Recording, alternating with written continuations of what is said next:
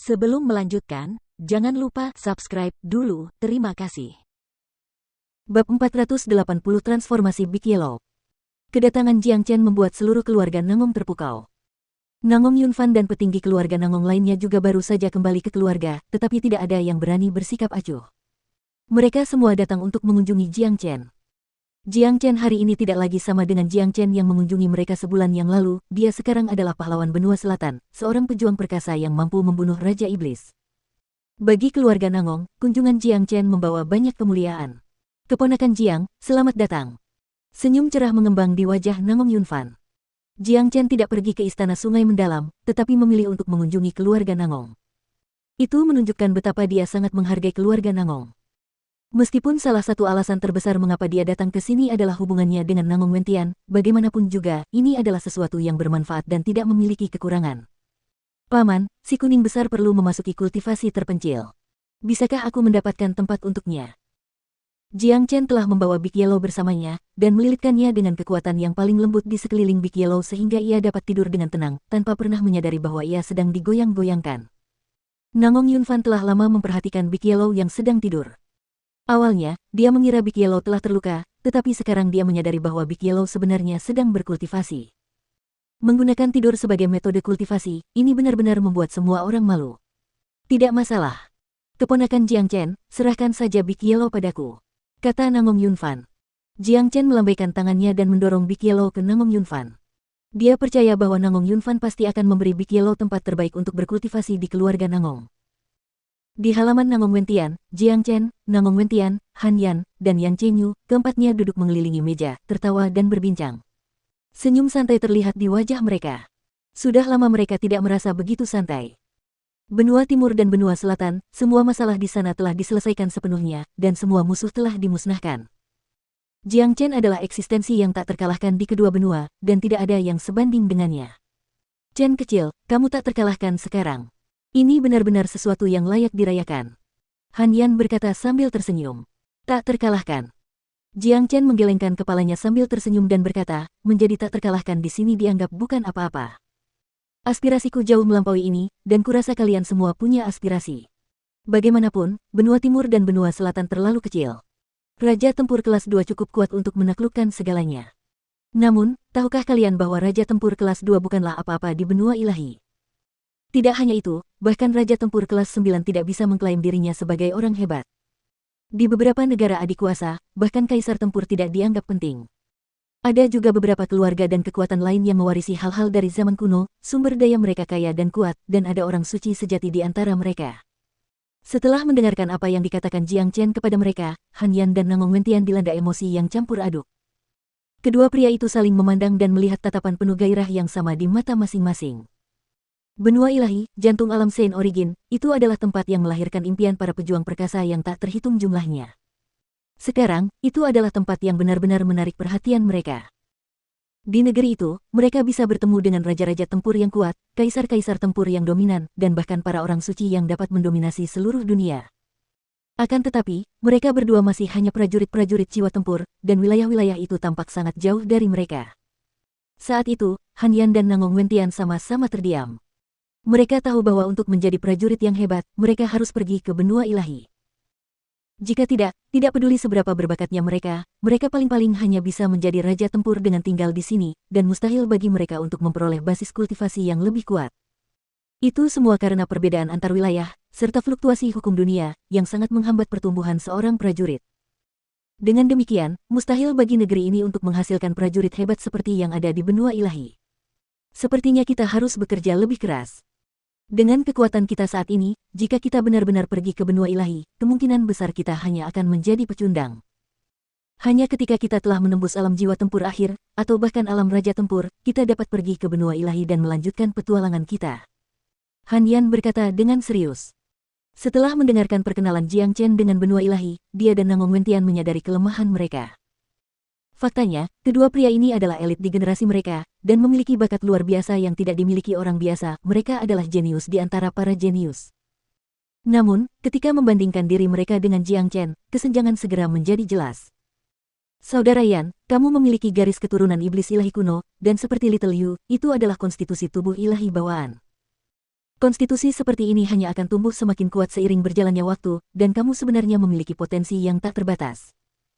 Mengikuti transformasi garis keturunanmu yang berkelanjutan, akan sangat mudah bagimu untuk maju di jalur kultivasimu, jadi kamu tidak perlu khawatir. Sangat mungkin bagimu untuk menerobos ke alam jiwa tempur akhir, atau bahkan alam raja tempur kelas 1 dalam waktu yang sangat singkat. Jiang Chen memberitahu Han Yan. Setelah itu, dia menoleh ke Nangong Wentian dan berkata, Saudara Nan sedang mengolah keterampilan 10.000 gajah abadi. Itu adalah keterampilan kuno yang memungkinkannya membentuk gajah barbar kuno. Begitu keterampilan itu menjadi lebih kuat, Saudara Nan juga akan memiliki masa depan yang tak terbatas. Oleh karena itu, dengan bakatmu, meningkatkan kekuatanmu sebenarnya cukup mudah. Setidaknya, dibandingkan dengan manusia biasa, jalur kultivasimu 100 kali lebih mudah. Pengalaman luas Jiang Chen dalam kultivasi memberinya indera yang baik, yang memungkinkannya untuk secara akurat menentukan bakat bawaan orang lain. Han Yan dan Yan Chengyu keduanya memiliki tubuh ilahi, dan Nangong Wentian mengolah keterampilan yang luar biasa. Dengan demikian, bakat bawaan ketiga orang ini sebenarnya dapat dibandingkan dengannya di kehidupan sebelumnya. Namun, jika seseorang membandingkan mereka bertiga dengan Jiang Chen saat ini, kesenjangannya masih akan sangat besar. Kekuatan keterampilan transformasi naga jauh melampaui apa yang diharapkan Jiang Chen sebelumnya. Tubuhnya dapat mengandung garis keturunan apapun di bawah langit, membuatnya sangat kuat jika dibandingkan dengan yang lain, bahkan mereka yang memiliki tubuh ilahi. Lebih jauh, Jiang Chen memiliki perasaan bahwa keterampilan transformasi naga bukan hanya keterampilan, dia dapat mengatakannya ketika dia mampu mengubah bagian-bagian tubuhnya menjadi bagian-bagian naga. Tidak hanya itu, setelah skill transformasi naga bertransformasi 2 kali, Jiang Chen telah memperoleh 2 skill hebat serta True Dragon Flame. Juga, ketika dia berada di Inferno, dia benar-benar dapat mengendalikan Blood Talisman dengan skillnya. Semua ini adalah bukti betapa tidak biasa skill transformasi naga. Jiang Chen masih ingat jimat darah di neraka Inferno awalnya, ia berencana mengunjungi tempat itu sekali lagi, tetapi karena tempat itu hanya dibuka setahun sekali, Jiang Chen tidak dapat datang kali ini. Lebih jauh, Jiang Chen punya firasat bahwa bahkan dengan kekuatannya saat ini, ia tidak akan benar-benar dapat mengambil jimat darah.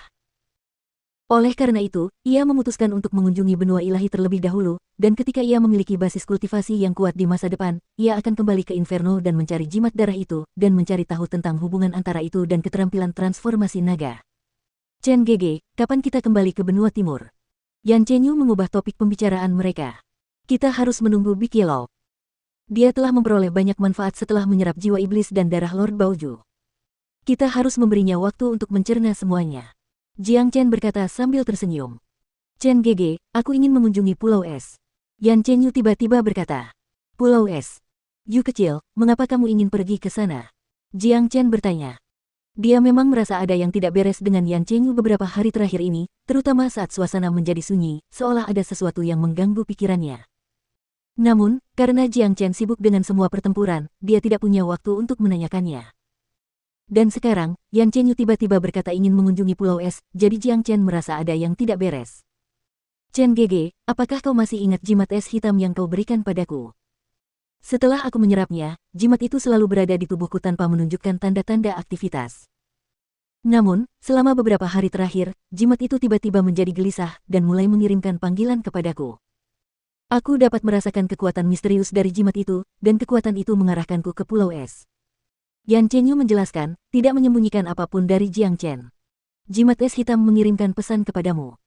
Little Yu, dengarkan aku, ini bisa jadi hal yang sangat baik untukmu. Aku pernah pergi ke dunia Gletser sebelumnya, dan seluruh dimensi ini diciptakan oleh jimat es hitam ini. Itu adalah jimat misterius, dan bahkan aku tidak tahu persis apa itu. Raja Iblis Es mengatakan kepadaku bahwa hanya pewaris sejati Dewa Es yang dapat memiliki jimat es hitam, dan kupikir kau mungkin benar-benar orang itu.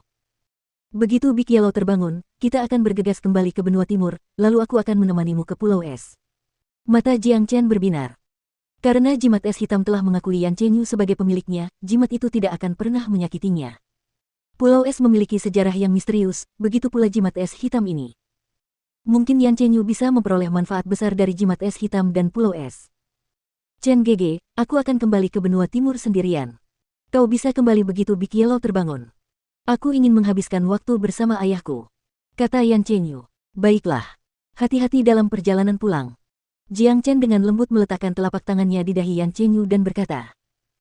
Gadis kecil ini tahu bahwa mereka akan segera pergi ke benua ilahi, tetapi dia tidak tahu kapan mereka akan dapat kembali, jadi dia ingin menghabiskan lebih banyak waktu dengan keluarganya.